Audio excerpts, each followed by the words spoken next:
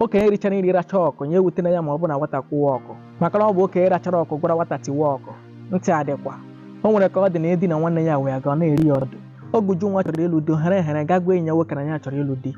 Enyi ya nwoke asị ya na ọ bụghị etu a ka a na-esi ezi ya na ọ ga-ego mmanya bịa n'ụlọ zie ya. Ujunwa bụrụ onye iberibe wee gaa nwechata ego wee gaa goro oke mmanya wee gaa n'ụlọ enyi ya nwoke ochie gazie na ya chọrọ ịlụ di.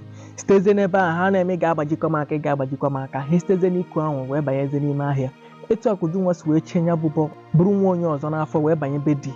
Nwoke amakwana ihe a na-akọ wee bido lekpọma nwaanyị maka ọ hụrụ nwunye ya n'anya lekwamanya na afọ ime wee ruo ọnwa ite naanị kpatara ya wee tipụta otu agadaga nwa ka ha hapụ ịkpọ ihe ọ mụrụ mana ihe ọ mụrụ ahụ bụ ahụ ịsọ mana olu bụ olu Jacob were ezi uche mara ihe ọ mụrụ. Mana mgbe ikuku ji wee kuo eji wee hụ ihe ọkụkọ ọ bụ na nwoke a nọ n'ebe ọ na-arụ ọrụ otu ehi wee nweta ozi n'ekwentị ya.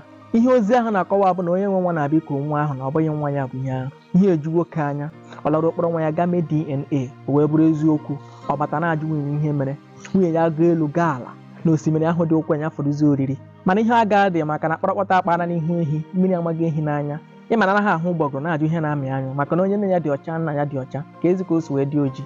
Ọ bụ na nwa eyi nne ghara iyi nna ọ ga-eyi anụ bi n'ime ọhịa.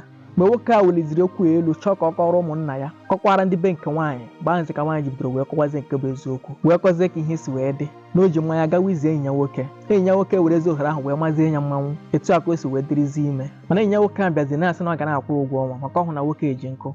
Nwaanyị ebuo ne ka ike ya ha mana nke mezi eziokwu ji wepụta ihe bụ na nwoke a gwara nke nwaanyị na ọ ga-akpọfe obodo oyibo nke nwaanyị emewuli ihe nọ n'ime ya.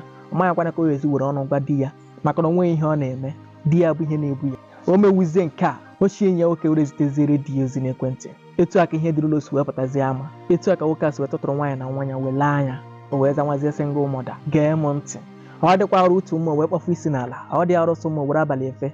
Ọ bụrụ na enyi gị nwoke ahụ hụrụ gị n'anya gịnị mere na ọ lụọ gị alụ gịnị buru gị wee gawa bie gị izi ya werekwana oke mmanya. N'ebe ahụ ka ọtụtụ nwaanyị na-ebu nwa onye ọzọ n'afọ wee banye na be di. Ebe ahụ ka oke ọkpa na-anọ yi akwa iwe jisi ike hụ onye chọrọ ịlụ gị gakwanyere onwe gị ugwu ị ga nwe gbaa wee maachị ọkwana kiritecha ihe niile n'uru. Onye chọrọ ka ọ ghọtachakwa ihe niile ụkpaka mere a na-esikwa n'ukwu ya ritu. Ujunwa ji aka ya chụpụ onwe ya n'ụbọchị na ụgbọ erute ya mana ebe onye na-aga ala ka ọ na-aga otu ụbọchị tọ. Nwa amụrụ kpọwa ngaji ọcha n'ọnụ Ujunwa were aghara ịga napụ ya ngaji ọcha n'ọnụ. E bụrụ nwaanyị kwanyere onwe gị ugwu maka na ihe suru ozugbo agbawa ya ozugbo ma ọ bụghị egwu ọ bụrụ ọsọ mana ka Ujunwa abụghị egwu ka Ujunwa abụ ọsọ. Ntị adịkwa ya gazie.